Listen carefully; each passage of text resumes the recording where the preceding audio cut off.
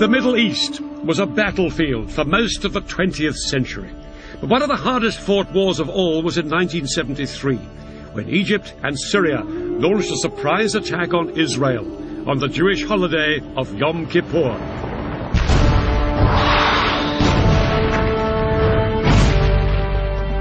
For 3 weeks, the battle swung violently from side to side. It brought each within sight of victory and defeat. And it brought the superpowers, America and the Soviet Union, close to a nuclear showdown. The Israelis were in no doubt they were fighting for their country's very survival. For the soldiers of Syria and Egypt, it was a battle for Arab territory and Arab pride. In this program, I'll be revealing how Arab and Israeli commanders astonished each other with the boldness of their strategy. And I'll be finding out how both sides used the latest weaponry with shattering results. No 20th century conflict has been as lasting and bitter as the struggle between Israel and its Arab neighbors. This is the story of the biggest battle between them. It's still such a sensitive subject in Egypt that they wouldn't let us film there. This is the story of the October War of 1973.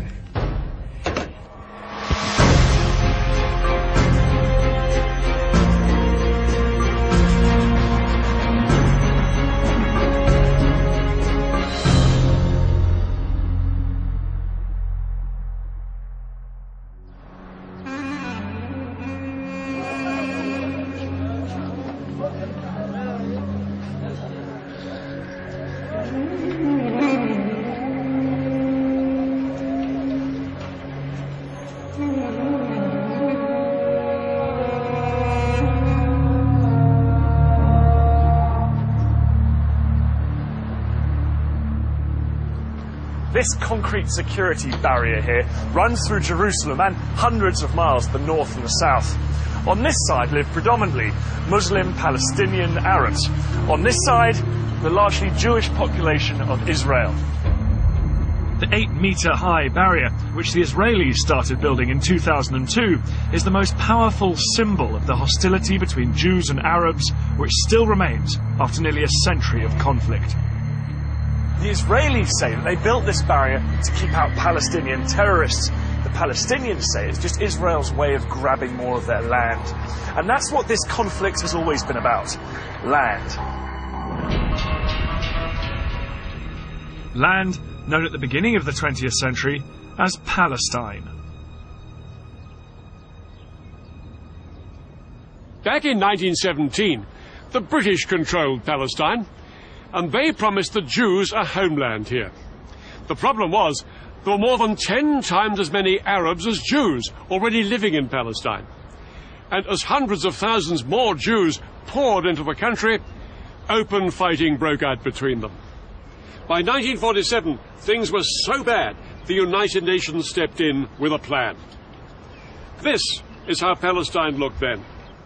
Lying on the eastern edge of the Mediterranean, it was bordered by Lebanon, Syria, Transjordan, and Egypt. The United Nations suggested partition. The Palestinians would keep land here, here, and here, and the Jews would have the rest. Jerusalem would be an open city shared by everyone. The Jews accepted the plan, and in 1948 they declared their independence as the State of Israel. But the Palestinians and the neighboring Arab countries rejected partition. War followed, and the borders changed once more. The Israelis took over Arab lands here in the north and along the Egyptian border, ending up with most of Palestine and most of the key city of Jerusalem.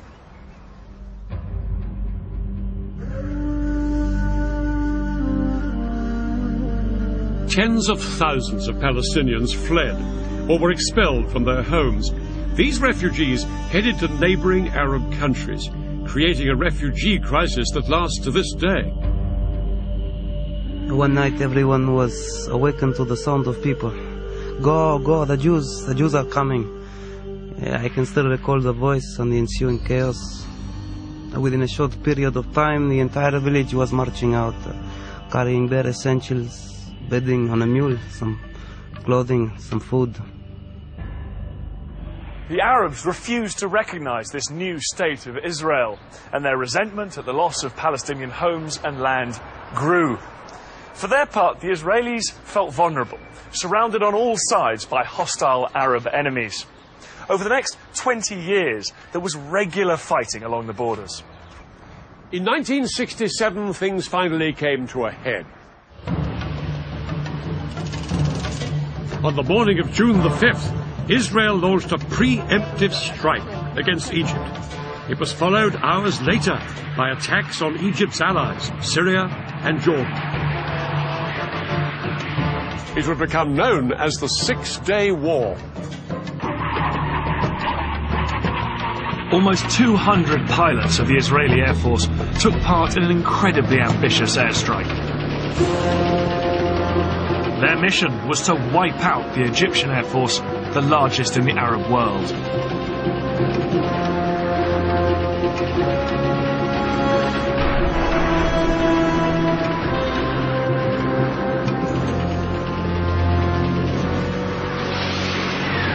In just under 2 hours, Israeli bombs destroyed almost the entire Egyptian Air Force before it had even got off the ground. Next, Israel launched strikes on the air forces of Jordan and Syria. By the end of the day, Israeli pilots had won total control of the skies. Not very far away, there were some military bases, and they had been attacked early in the morning. There was nothing announced, and we didn't know what was going on. Defeat was unfolding right there.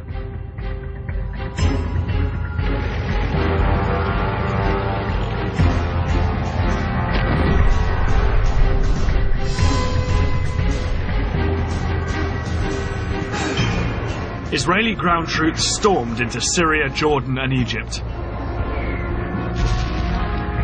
At the same time, other Israeli troops made a bid to capture Arab-held Jerusalem.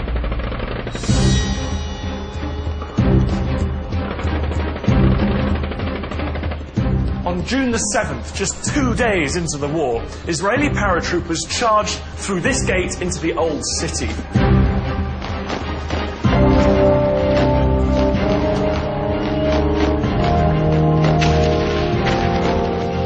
But as they pushed through these narrow streets, they came under fire from Jordanian snipers who'd taken up position in the upper stories of the buildings on either side.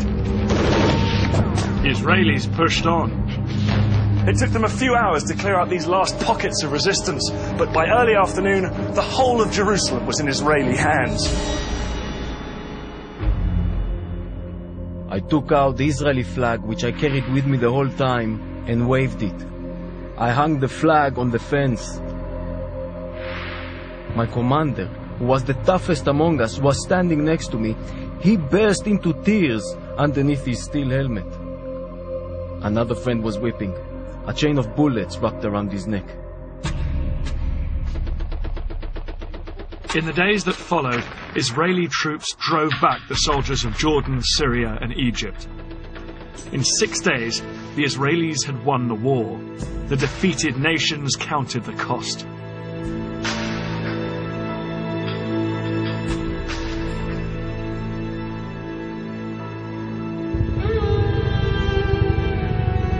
It's estimated that Egypt lost 80% of its military capacity, and along with Syria and Jordan, suffered over 30,000 dead and injured. People didn't really know what was going to happen next. I mean, people were scared. The whole country was at a total loss of what to do. The fighting may have been over, but it hadn't created the conditions where the two sides could come together. Peace was as far away as ever. For the Arabs, the Six-Day War was an utter disaster. Before this whirlwind campaign, Israel had been a tiny wedge of land, squeezed between Arab states, only 9 miles wide at its narrowest. Suddenly, it was a Middle East superpower, and 5 times the size. The borders had been pushed back to swallow a piece of Syria up here, called the Golan Heights. To the east, Israel had seized the West Bank, And in the south, it now occupied Egypt's entire Sinai Peninsula, a huge expanse of desert. From this newfound position of strength, Israel's leaders demanded that the Arab world recognize the State of Israel.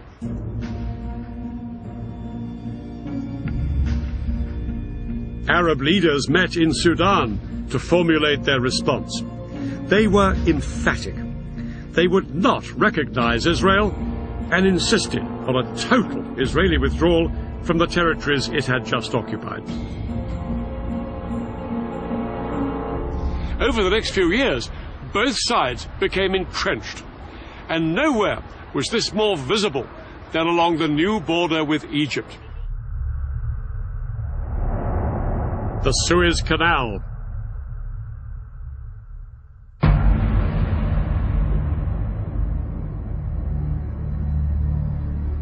The canal is one of the world's busiest shipping lanes, allowing ships to pass between Europe and Asia without sailing round Africa.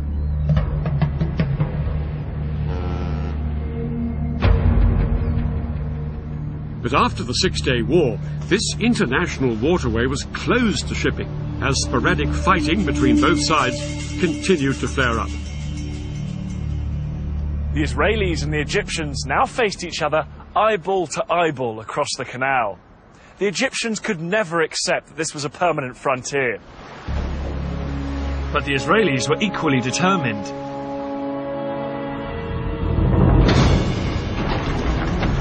Egyptians now watched in horror as the Israeli military machine went to work. All along the Suez Canal, the Israelis built a massive network of walls, forts and trenches that became known as the Bar Lev Line.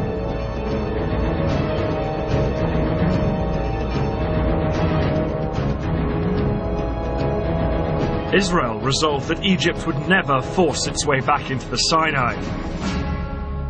But they weren't just relying on the Bar Lev Line for defence. The Israelis also had a system for rushing troops to the front line.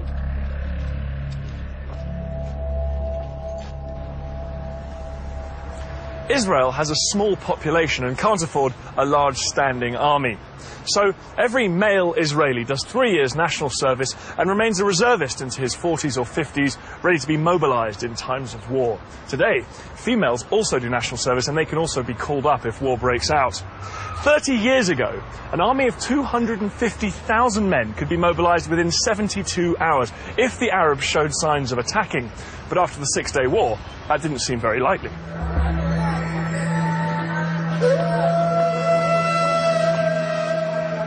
The Israelis had practically destroyed Arab air power. Israeli intelligence was now sure the Arabs wouldn't try anything until they'd rebuilt their air forces. And that would take another 10 years.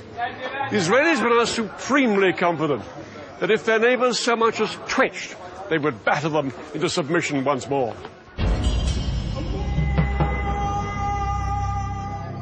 But in Cairo, something had happened that the Israelis hadn't reckoned with.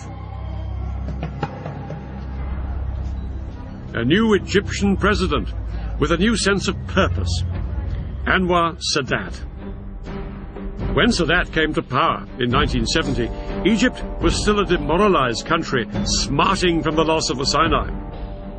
Sadat was considered a moderate by many, but one of the first things he did was appoint a dynamic and popular new military commander, General Saad el-Shazli. Shazli was given the job of revitalizing Egypt's poorly trained and under-equipped army, because Sadat was determined to do what the Israelis least expected: fight back. Sadat had decided that the only way to win back the Sinai from the Israelis was to make war on them. His plan was to launch a spectacular crossing of the canal and retake a strip of land in the Sinai. Sadat hoped that this would force the Israelis to negotiate a withdrawal from the rest of Sinai. But for this plan to work, Sadat was going to need help. Sadat found a willing ally in the Soviet Union, as the Israelis had with the USA. In the 1970s, both the United States and the Soviet Union were adamant that neither superpower would dominate the oil-rich Middle East.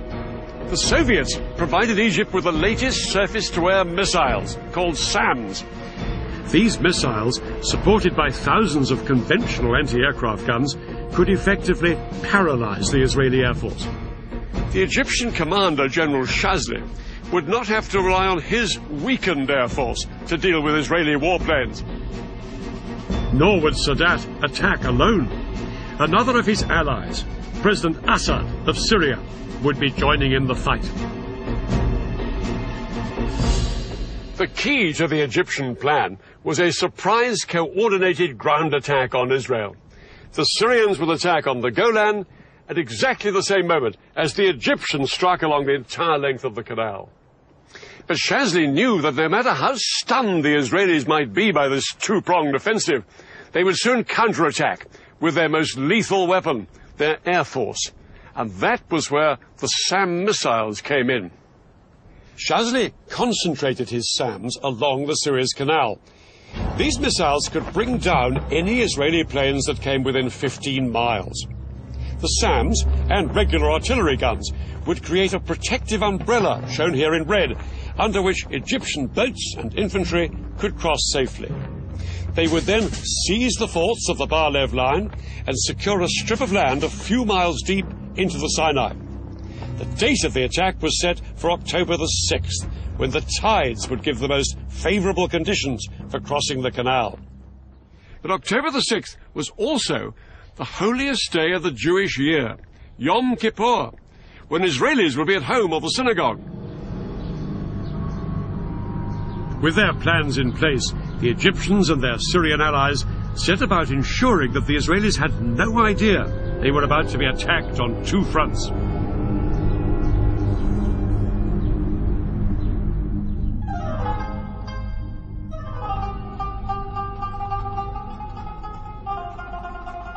The Egyptians put into effect a complicated deception plan to try and lull Israeli military intelligence into complacency. They had been gradually mobilizing their reserves, but at the beginning of October, they demobilized 20,000 men and sent them home. From what the Israelis could see, it didn't look like the Egyptian army was gearing up for war. As for the Egyptian soldiers based beside the canal, they were told to act as if nothing much was up. They could go swimming and bask in the sun in full view of the Israeli troops in the forts of the Bar-Lev line. Any military activity the Israeli lookouts did spot appeared to be just another regular exercise. By day, they watched as Egyptian troops came close to the canal to carry out maneuvers.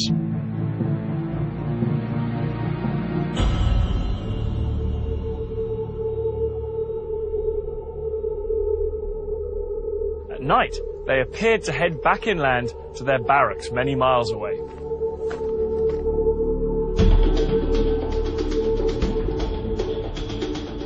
Hundreds of miles to the north, the Syrians on the Golan appeared to be doing the same. But in fact, these troops weren't withdrawing every evening. Under cover of darkness, more and more Arab soldiers were massing on both fronts. We started to train with real ammunition. We were also told we were going to Suez. We started to take our tanks, our amphibious unit on the railroad at night only, so the civilians couldn't see.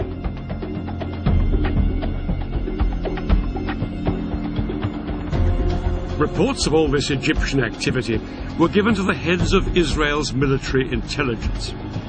There'd been a number of false alarms in the past, and they were convinced that this was just another one. But they were wrong.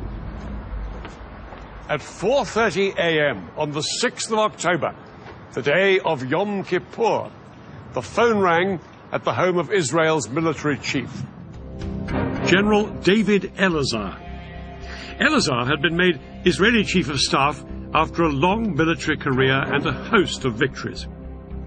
The call from Israeli military intelligence informed him that both Egypt and Syria would launch an attack in hours. Elazar's immediate thought was to send his air force to hit the Arabs before they had a chance to strike. But that decision could only be taken in the halls of power by Israel's politicians, and ultimately that meant one person, Israel's Prime Minister, Golda Meir. This 75-year-old was seen as the Iron Lady of Israeli politics, but she said no to airstrikes. She argued that if Israel was to win international support after the Six-Day War, it had to be seen not as the aggressor, but the victim. Eleazar was appalled at his leader's reaction. He was only given permission to mobilize a fraction of the reservists he needed, and yet, within a few hours, his country would face invasion on two fronts. Egypt and Syria were poised to launch their attack.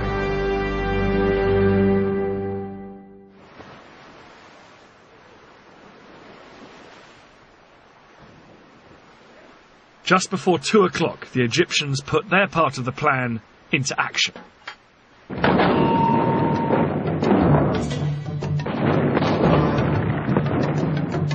Their assault across the canal on the forts of the Bar-Lev line was such a momentous event in Egyptian history, it was later restaged for the cameras.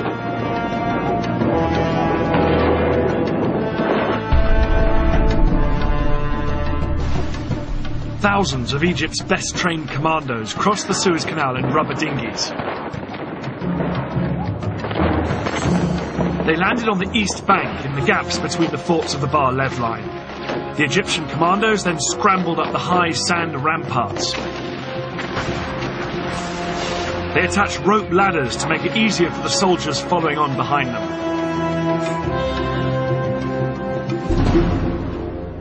Behind this first wave were 100,000 Egyptian infantry and more than 1,000 tanks waiting to cross the canal, but the biggest obstacle to them were the giant sand ramparts on the Israeli side. These were as much as 60 feet in height.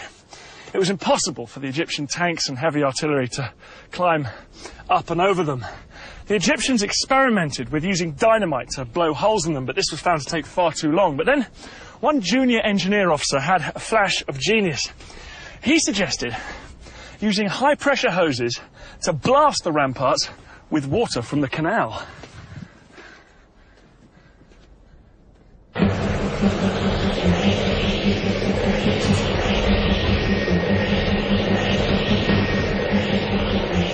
It was an extraordinary idea which would have to work if the entire Egyptian assault was to be a success.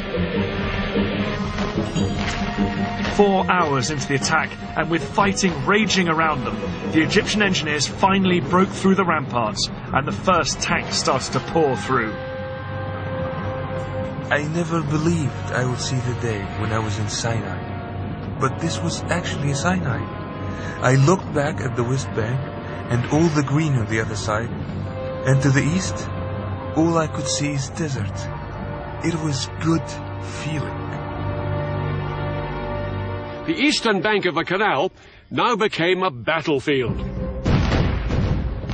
The Israelis manning the forts sprayed machine gun fire at their Egyptian attackers to try and stem the tide.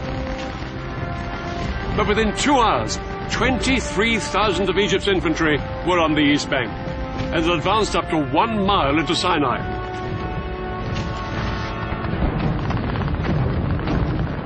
The fort was surrounded by Egyptian forces and was under constant fire. We made repeated calls for help. We fired from time to time and reported back what we saw. But mainly, we tried to keep up our morale. But the Israelis were sure that their air force would come to the rescue.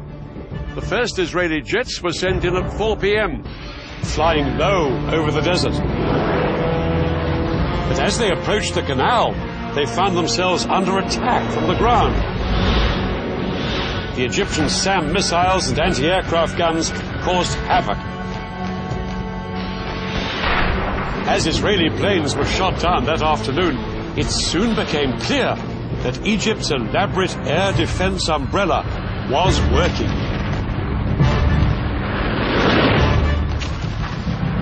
Israel's single greatest weapon, its air force, was virtually powerless to hold back the Egyptian onslaught. The most immediate hope for the Israelis surrounded in the forts were Israeli tanks stationed just a few miles away.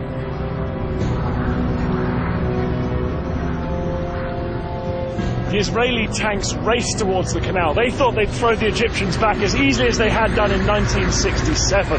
But as they got closer, they found themselves coming under attack from a weapon they'd never faced before. The Saga missile. This Soviet-made weapon was specifically designed to punch through the thick metal armour of tanks. Yet it was small enough to be carried onto the battlefield in a backpack. Unlike bigger anti-tank guns, the Saga could be set up in moments. This lightweight piece of kit was made all the more lethal because the missile could be steered onto its target.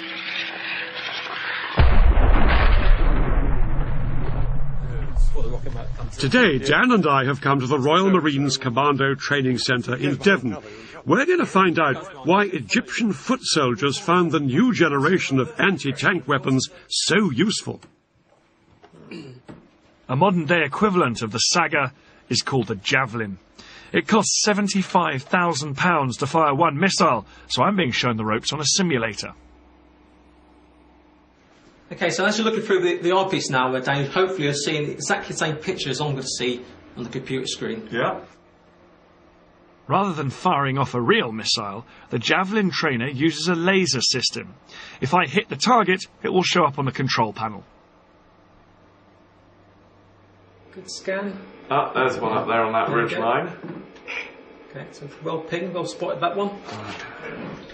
Here's another one. He's coming straight towards me, this one. Okay, so I will make that your priority target because it's a direct threat to you. Okay. Activate the seeker and release. Alright, he's going behind a few little hillocks and things, but... Okay, now we're in seeker field of view. So what you're going to do, you're going to decide to engage that vehicle. So squeeze and hold left-hand trigger. Squeeze and release right. Well done. Let's see how we do. Just watching it now. Just watch it's nice time to do does. anything. Okay, so that's a good hit. Right smack centre of the top of the turret.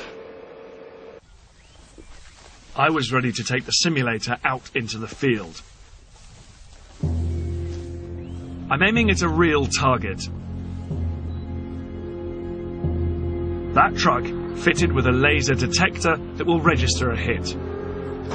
Well, here we are now in this moving vehicle, making a target for Dan, very like the Israelis moving forward to attack the Egyptians in Sinai. Must have made for the Egyptians. Thank you. For a novice like me, a javelin is easier to handle than a Saga. When a Saga was fired, it trailed a control wire behind it, and the operator used a joystick which had to keep steering the missile until it reached its target. I think I can see something now.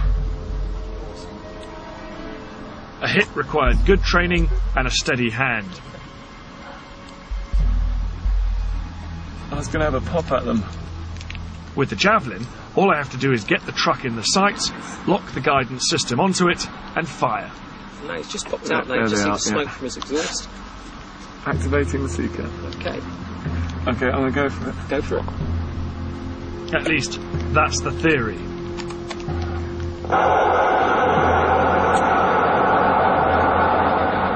God, it's tricky with that wobble when you just try and get the track gates on the target. Did I miss? Fortunately, that's a no result, which means you've missed. I really had no idea where Dan was. This is where the old speed drill starts to come into it now. His state-of-the-art Javelin can hit my vehicle from over 2 kilometres away, a similar range to the Sagas in 1973. No wonder the Israeli tank drivers were taken by surprise as they headed towards the Suez Canal. They simply couldn't see the Egyptians lying in wait with the Sagas.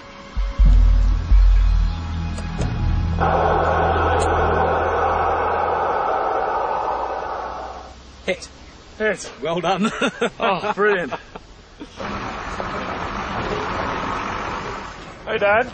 Okay, tell me you missed us. I'm afraid to say I got a hit. You didn't? Yeah, see, look there. Hit 700 metres. Good gracious. Yeah, I did miss the first time. You have got the most modern guided missile there probably in the world. No, I know. Because one thing worth saying is that the Sagas were wire-guided missiles. You had to keep the sight on the target all the time the missile was travelling towards it. It had to be fixed there, whereas you just fired it and forgot. Yes? Yeah, it's hard enough to get the sight locked onto you, and actually have to keep it there for the entire time the missile's in the air. It would be incredible. You're shaking, you're breathing, you're nervous. I couldn't have done it if it hadn't been a lock on and then forget about it. Very, very powerful form of anti-tank warfare. For the Israelis, quite a new ordeal. In 1973, the saga was turning the Sinai into a tank graveyard. The tanks, which were the pride of Israel's army, were being destroyed by Egyptian infantrymen. Israel had begun the war with around 300 tanks in Sinai. By the end of the first 36 hours, they'd lost approximately half of this number. Things were critical for the Israeli soldiers in Sinai. But that was only half the story. At the same time the Egyptians launched their attack, the Syrians had launched their bid to retake the Golan Heights.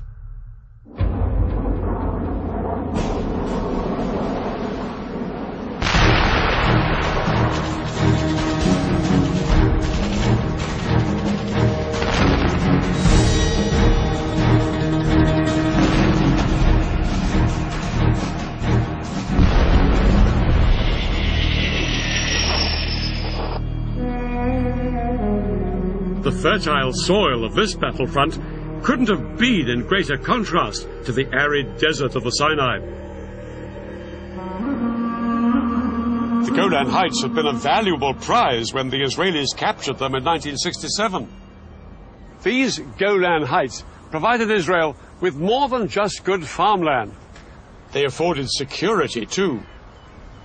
This is the Golan here, once part of Syria, occupied by Israel since 1967.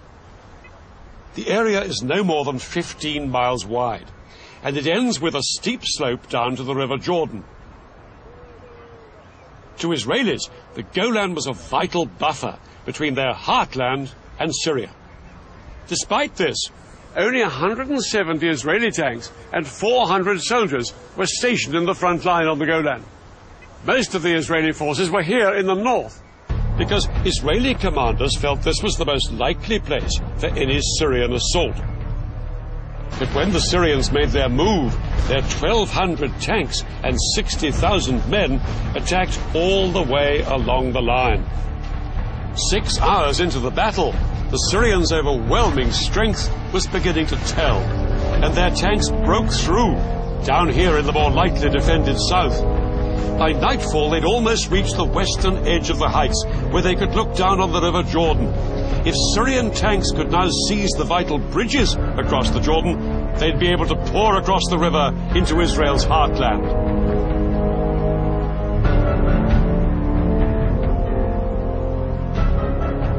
For Israeli soldiers in bunkers along the front line of the Golan Heights, the first day of the war had been a disaster.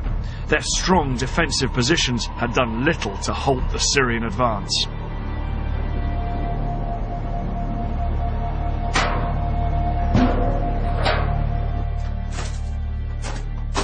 This is one of the Israeli bunkers dug in to the Golan Heights, and it's got an incredibly strong construction. It's deep underground, it's reinforced concrete, and these steel plates here as well.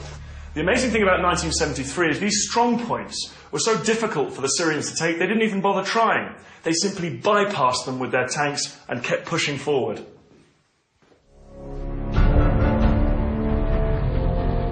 By the end of the day, the Syrians had taken almost the entire southern half of the Golan Heights.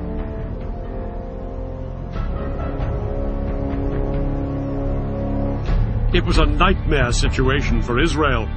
It had been caught unawares, with far too few troops on both front lines. All Elazar, the Israeli chief of staff, could do was to mobilize every single reservist in the country. In towns, villages and farms across Israel, news filtered out that their country was under attack. Because it was a holiday, TV and radio was off the air, and so soldiers on motorbikes had to race through built-up areas calling up the reservists.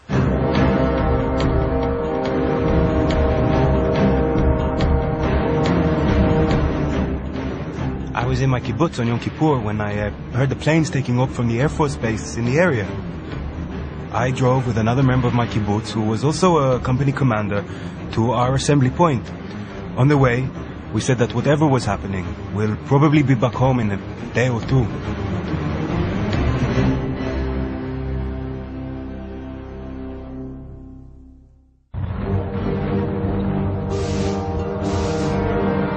Men and tanks headed out towards both fronts, but it would take 2 long days before they'd be ready to mount a counterattack.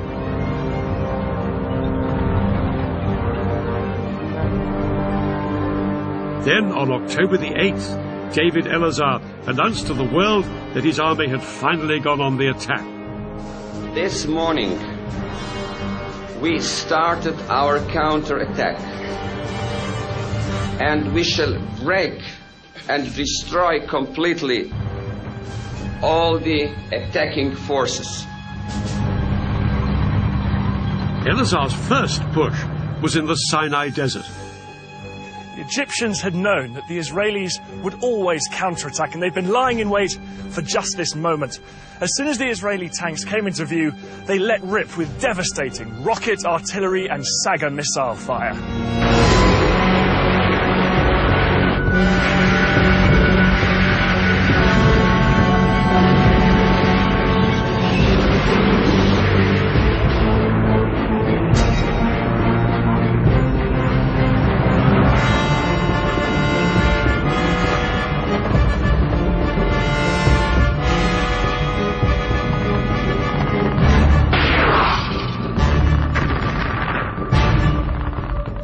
The Israelis suffered heavy casualties all day.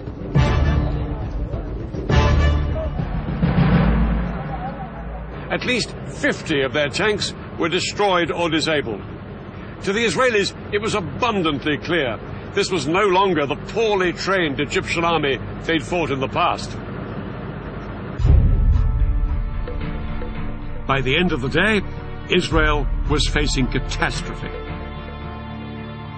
Israelis had believed that once their army was in place, they would be victorious. Now they had to face the shocking truth that this hadn't happened. Prime Minister Meir sent an urgent request to the Americans, begging them to resupply the country. Under attack on 2 fronts, Israelis felt their country was about to be squeezed out of existence. It would need a bold change of strategy to save the day.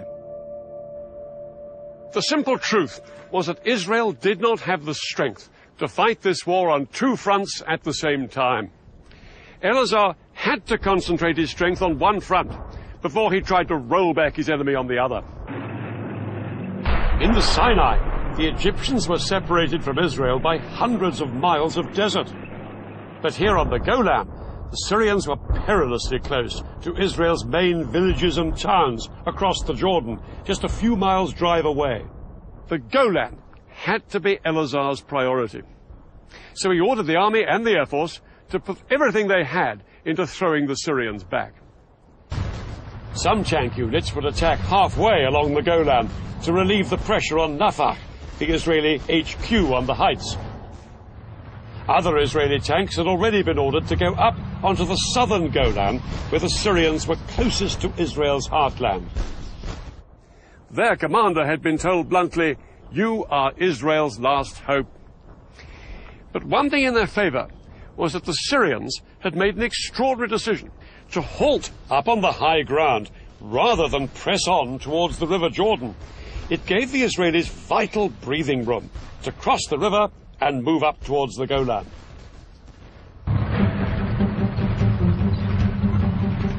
On the night of October the 8th, Israeli tanks stormed the Syrian positions.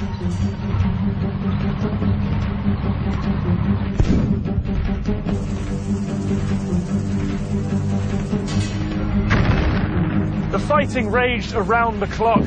The Soviets had given the Syrians their latest infrared night fighting equipment. The Israelis had nothing of the kind.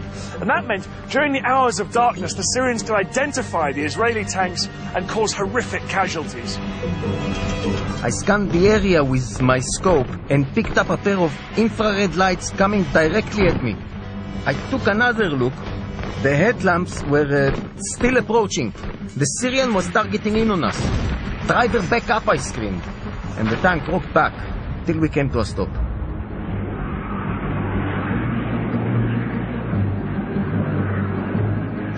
But as day broke, the Israeli ground troops got some much-needed relief from their air force.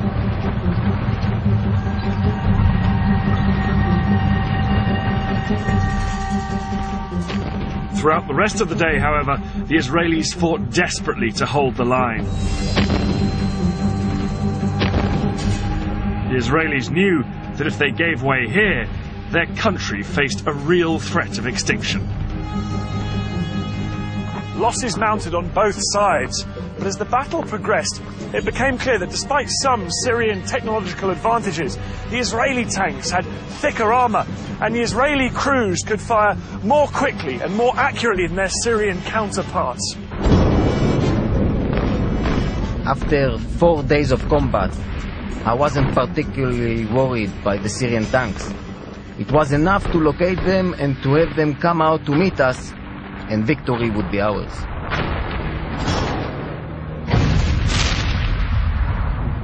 By the 10th of October, 4 days into the war, there was an astonishing turnaround.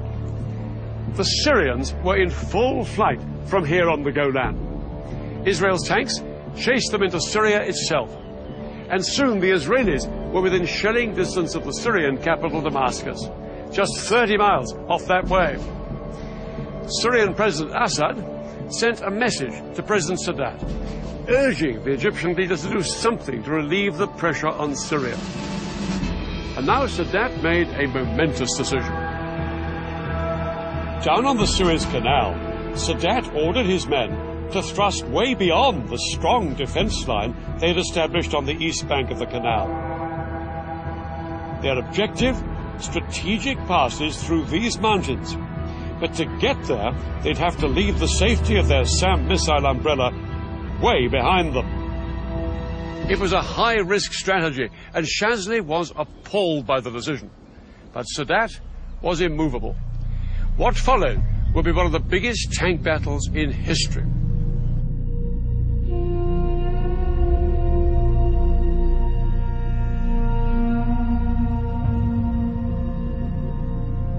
25 miles east of the canal, Israeli tank commanders were well dug in on high ground in good defensive positions. Across the open desert, they could see the sand being kicked up by hundreds of advancing Egyptian tanks.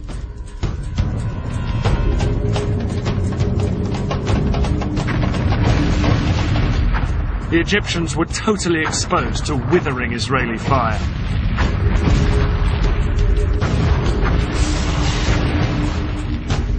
But over the following hours, the Egyptian tank brigades repeatedly tried to push further east into the Sinai. As the Egyptians moved out beyond the protective cover of their SAMs, Israeli aircraft rained down bombs on the exposed Egyptian tanks.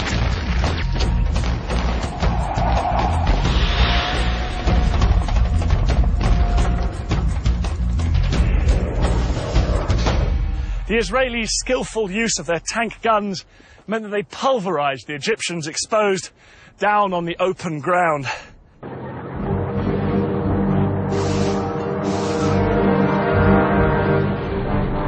The Israelis knocked out an estimated 260 Egyptian tanks. They lost only 20 of their own. Yeah, we fought hard. It was a successful tackle. And what made it possible was the fighting spirit of our soldiers. This battle was a turning point in the war. Now the war started to swing in Israel's favor. By October the 15th, the Americans had responded to Prime Minister Meir's request for resupplies. For days, American planes arrived in Israel with huge numbers of tanks, shells, and new planes. Israel was in a much stronger position. Elazar and his commanders were determined to force the Egyptians back across the canal. They now planned an exceedingly ambitious and risky operation, and a man who would play a key part in it was General Ariel Sharon. Sharon would later become Israel's prime minister, but in 73 he was one of the country's most dynamic generals and immensely charismatic. He just left the army that summer, but when war broke out, he was recalled. His detailed knowledge of the Sinai, where he'd fought during the Six-Day War, would prove invaluable in framing Israel's audacious new plan. The Egyptians on the east bank of the canal were split into two armies, one in the north and one in the south. 100,000 men and about 1,000 tanks, well dug in and well defended by minefields. They looked impregnable, but one of Sharon's patrols had discovered a narrow gap, just 1 mile wide, between the two armies at this spot, where the Suez Canal joined a large salt lake. Sharon was ordered to push through here with his tanks, widen the gap, and secure a corridor through to the canal. The Israelis would bridge the canal, and hundreds of tanks would then pour across it and fan out north and south to cut off the Egyptians from behind. The Egyptians' positions on the eastern canal bank would then be untenable. For the Israelis, the whole operation would be fraught with danger. The biggest threat was an Egyptian stronghold here, called Chinese Farm. It was just north of the planned Israeli corridor. Sharon had to neutralize the Egyptians at Chinese Farm if the Israeli plan was to succeed. But what the Israelis didn't know was just how big the Egyptian presence was at Chinese Farm. Large numbers of Egyptian tanks and infantry were gathered there. Unaware of how outnumbered they were, at dusk on October the 15th, the Israeli assault force moved in. Sharon's tank crews approached Chinese Farm to make their surprise attack. They moved in from 3 different directions, but the Egyptian position was a lot stronger than the Israelis had expected. A ferocious night battle erupted between the Israelis and the Egyptians. Both sides now faced the same problem. The fighting was at such close quarters that it was difficult to tell who was friend and who was foe. At one point, when my tank had stopped, an Egyptian soldier climbed onto it and asked me in Arabic for a cigarette. He thought we were Egyptians. I bent down and pulled the pin on a grenade and tossed it at him. All night, the Egyptians put up a stiff defense. They disabled Israeli tanks and killed and wounded enemy soldiers. The Israelis realized they faced a tough fight to secure the vital road to the canal. The Egyptians were spread out like a horseshoe. They could shoot at us from 3 sides. It was a carpet of fire, the bullets were everywhere. I thought, from here, we are not going to get out alive. This is our death place. Sharon decided to cross the canal before waiting for the Battle of Chinese Farm to be won. At midnight, he sent 750 paratroopers to sneak across and establish the vital toehold on the west bank. His men had been totally unopposed. But to turn this into a major breakthrough, the Israelis would need to get thousands more men and tanks across the canal. In fact, the Israelis had built a mobile bridge a year before the war for just this purpose. The bridge was 180 meters long, weighed 400 tons, and took 3 days to put together. Once assembled, it was towed on metal rollers through the desert by 12 tanks along the only road down to the canal. But there was a problem. Because of the fighting still raging at Chinese Farm, the road to the canal was blocked by a huge traffic jam. By daybreak, the bridge had only travelled 2 miles. There were another 13 to go. Sharon needed to get tanks across the canal to reinforce his troops who'd crossed earlier. Without the bridge in place, he had to float 50 tanks across on inflatable rafts. The sudden appearance of Israeli tanks on the west bank of the canal was a huge surprise for the Egyptians.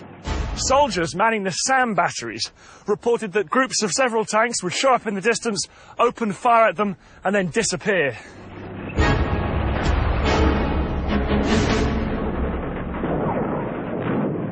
Later that day, on the evening of October the 16th, the Israeli Prime Minister Golda Meir triumphantly told the Israeli parliament their troops had crossed the canal into Africa. In reality, it would be another 2 days before the Israelis secured the corridor to the canal. It wasn't until October the 19th that the bridge was finally in place.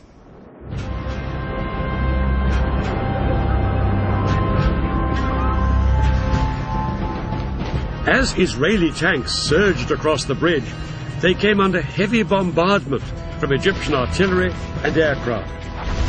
But the tanks pushed on to their first objectives on the West Bank, Egypt's SAM missile sites. Once these missiles were destroyed, Israeli warplanes swept into the attack, in support of the tanks fanning out north and south on the west bank of the canal. Egypt's Third Army, here on the east bank, was soon in danger of being surrounded. Shazli urged that some units should be pulled back here to the west bank to fight the Israelis. President Sadat replied abruptly, "No retreat." He believed that reducing forces on the east bank would risk losing everything they'd fought for. But Sadat was ready for a ceasefire.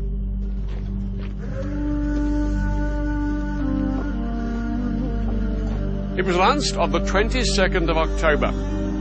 The Israelis agreed to the ceasefire as well, but in reality ignored it and pushed on south to secure more land west of the canal.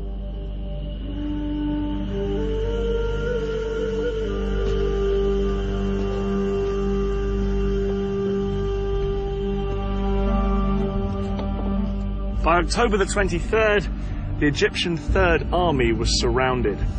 The supply lines of its 45,000 men were cut.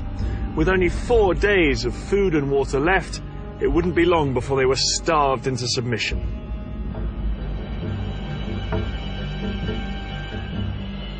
Some Egyptian soldiers were so desperate they surrendered. Others hung on. No food come to us, no munitions come to us, no evacuation of any injured, no water, and we didn't need gas because we weren't going anywhere. And just when it seemed to be over, the war took a dramatic turn. It was at this critical moment that Egypt's most powerful ally, the Soviet Union, made one final bid to help the Egyptians. The Soviet president, Leonid Brezhnev, told the Americans unless they agreed to send a joint US-Soviet peacekeeping force to the Middle East, he would send Soviet troops on their own. The Americans were determined that no Soviet troops would enter the Middle East. In a sudden escalation, America put its nuclear forces on alert. US nuclear missiles were readied in their silos, and 2 aircraft carriers with nuclear strike forces were ordered to the eastern Mediterranean. The implied threat of nuclear war forced Brezhnev to make a choice: to escalate or to climb down.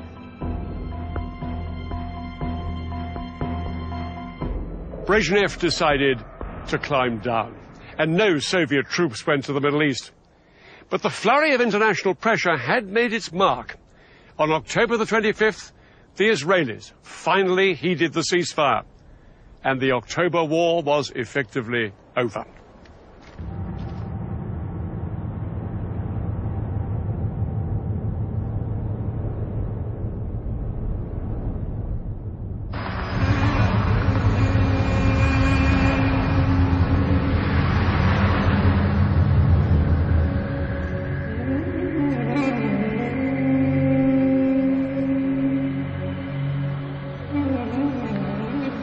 It's hard to say who was the clear victor in this war.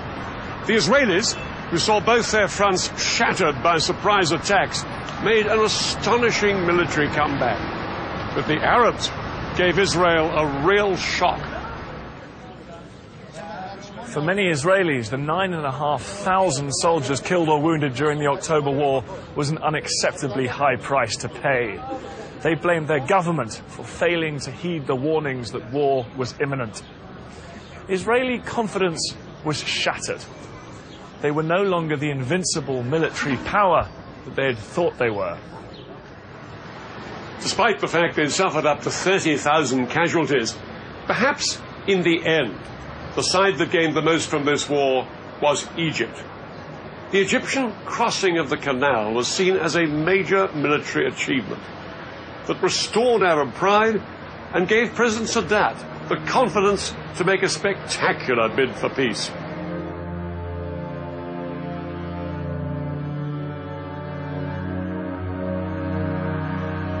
In November 1977, the Egyptian president, Anwar Sadat, arrived in Israel, and in the Israeli parliament in Jerusalem itself, he became the first Arab leader to recognize the state of Israel. ولقد جئت إليكم اليوم على قدمين ثابتتين. Israel and Egypt were now on the road to peace, which culminated in 1982 with what Sadat had always wanted, a complete Israeli withdrawal from the Sinai.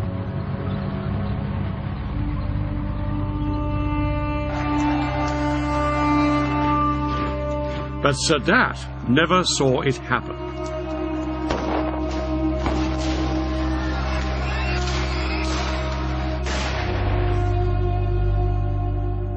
On October the 6th, 1981, the 8th anniversary of the war, Anwar Sadat was assassinated by gunmen opposed to his peace treaty with Israel. The October War had claimed its last victim.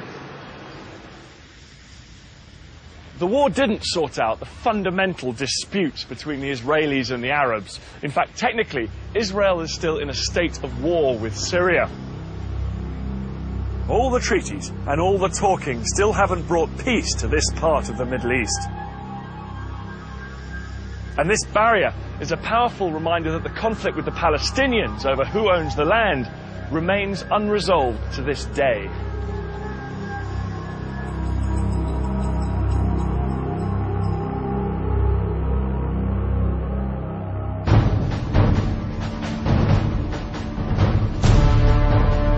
Next week, 20th century battlefields brings you the Falklands War. In April 1982, Argentina invaded these remote islands and triggered one of the most ambitious military undertakings in British history. I look at how the British fought 8,000 miles from home. And I'll see how the troops tackled this hostile terrain. It was in a way one of the century's most bizarre conflicts. It's the story of the battle for the Falklands.